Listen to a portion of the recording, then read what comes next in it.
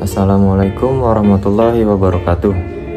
Kami dari kelompok 1 ingin mempresentasikan tugas kami yang berjudul Jumlah Perjalanan Wisatawan Nusantara. Latar belakang: Indonesia merupakan negara beraneka ragam suku dan budaya. Tidak hanya itu, Indonesia juga mempunyai berbagai kepercayaan atau agama seperti Islam, Kristen, Buddha, Katolik, dan Konghucu. Namun, mayoritas penduduk Indonesia adalah Muslim atau pemeluk agama Islam. Selain memiliki beraneka ragam suku, budaya, dan agama, Indonesia juga memiliki potensi di sektor industri pariwisata yang tersebar luas di pulau-pulau Nusantara. Dalam penelitian terdahulu, setidaknya terdapat 5 dimensi dalam kualitas jasa, yaitu tangibles, berwujud, reliability, keandalan, responsif, ketanggapan, assurance, jaminan dan kepastian, dan empati. Kualitas pelayanan berkaitan erat dengan kepuasan konsumen atau pengunjung.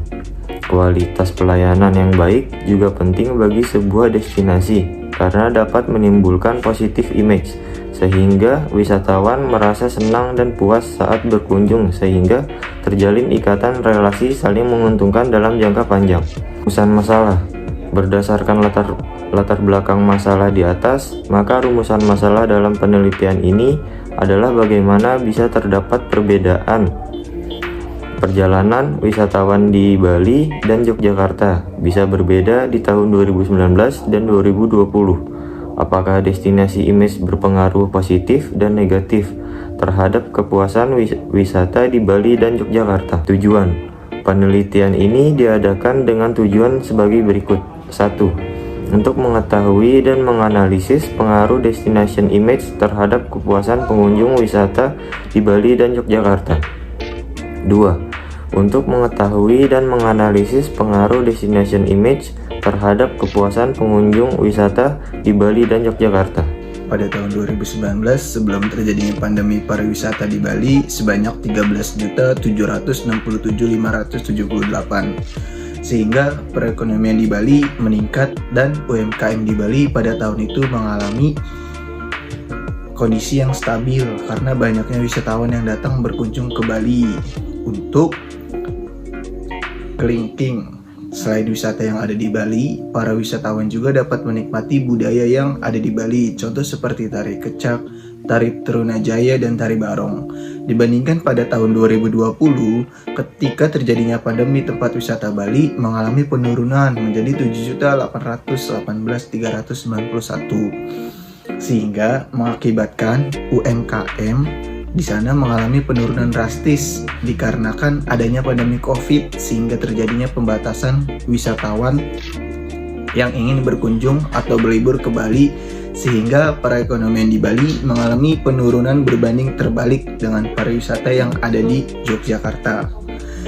Pada tahun 2019 yang banyaknya 16.060.595. Alasan wisatawan berkunjung ke Jogja dikarenakan berwisata ke tempat yang bersejarah seperti Candi Prambanan dan Borobudur. Dan juga Yogyakarta dikenal sebagai kota yang istimewa karena banyak peninggalan prasejarah di sana. Contohnya Candi Borobudur yang diakui oleh dunia sebagai 7 keajaiban dunia. Dibandingkan pada tahun 2020, saat terjadinya pandemi, tempat wisata Jogja mengalami kenaikan sebanyak 22.319.30 karena pelaku industri pariwisata yang sudah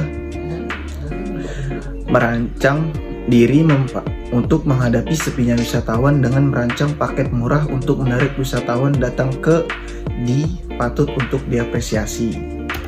Dan ini merupakan gambaran di dua kota Yogyakarta dan Bali, jumlah perjalanan wisatawan Nusantara di tahun 2019 dan 2020. Destination Image. Destination Image ini telah menjadi arus penelitian yang sangat populer di bidang pariwisata selama beberapa dekade. di 2018. Destination Impact telah menjadi salah satu bidang utama penelitian pariwisata selama lebih dari 4 dekade. Stefania dan Julin 2010. Destination Image adalah campuran dari atribut budaya, alam, sosial, serta infrastruktur pariwisata dari tujuan tertentu. Gibson, Key, dan Zhang 2008. Konsep dari Destination Image telah dipelajari selama bertahun-tahun di berbagai bidang seperti pemasaran, perilaku pelanggan, dan pengembangan citra tujuan wisatawan berdasarkan pada rasionalitas dan emosionalitas konsumen, dan sebagai hasil dari kombinasi dua komponen atau dimensi utama, yaitu citra perseptif, kognitif, dan gambar efektif. Mayoritas studi Destination Image difokuskan pada data kuantitatif atau terstruktur yang didasarkan pada atribut tujuan. Ham dan Shepard 2018. Destination Image umumnya disajikan sebagai presentasi perseptual yang dimiliki seseorang tentang tujuan ketika mempertimbangkan berbagai atribut dan emosi. Perpina, Kamprubi, dan Prats 2017 dalam kurung 1975 adalah yang pertama untuk menunjukkan pentingnya Destination Image dalam meningkatkan jumlah wisatawan yang mengunjungi tujuan sebanyak atau bahkan lebih dari sumber daya yang nyata. Padahal, citra destination merupakan faktor kunci dalam proses pemilihan destination calon wisatawan yang memiliki pengalaman pribadi yang terbatas dari tujuan, bertindak atas dasar citra mereka tentang tujuan, bahkan jika citra yang dampak positif. 1. Dampak positif dalam perekonomian di Kota Bali. Omset pendapatan UMKM lebih makmur dikarenakan banyak wisatawan yang datang ke Bali. 2. Semakin luasnya kesempatan membuat usaha sehingga tercipta lapangan pekerjaan yang baru. 3. Banyaknya pengunjung sehingga banyak tempat penginapan seperti hotel, homestay, dan villa di Bali. 4. Meningkatkan pariwisata Bali sehingga menjadikan tempat pariwisata di Bali lebih dikenal oleh wisatawan mancanegara. 5. Meningkatnya pendapatan rental kendaraan bermotor. B. Dampak positif dalam bidang ekonominya. 1. Menaikkan taraf hidup masyarakat di sekitar kawasan Malioboro yang ada di Jogja. Masyarakat dapat memanfaatkan area di sekitar Malioboro untuk membangun usaha seperti berjualan souvenir dan warung makan di pinggir jalan Malioboro. Membuka lapangan pekerjaan bagi masyarakat sekitar dengan banyaknya hotel dan pusat berbelanja yang dibangun di kawasan Malioboro. Secara tidak langsung, pemberdayaan masyarakat sekitar pasti akan lebih diprioritaskan. Dengan demikian dapat mengurangi jumlah pengangguran. 3. Meningkatkan usaha kreatif dari sektor kerajinan tangan yang bisa menciptakan usaha mandiri di sekitar kawasan Malioboro. Menambah pendapatan daerah. Dampak positif dalam bidang sosial budaya. Masyarakat dapat mengenal budaya asli Yogyakarta sehingga dapat menciptakan suatu ciri khas dan kenangan kepada wisatawan. Masyarakat bisa bersosialisasi dengan wisatawan sehingga dapat menciptakan relasi dan adat istiadat masyarakat sekitar bisa dijunjung tinggi oleh wisatawan yang berkunjung di kawasan Malioboro. Masyarakat bisa mempelajari budaya asing dari wisatawan sehingga budaya asing yang positif dapat diambil dan dikembangkan. Adanya objek wisatawan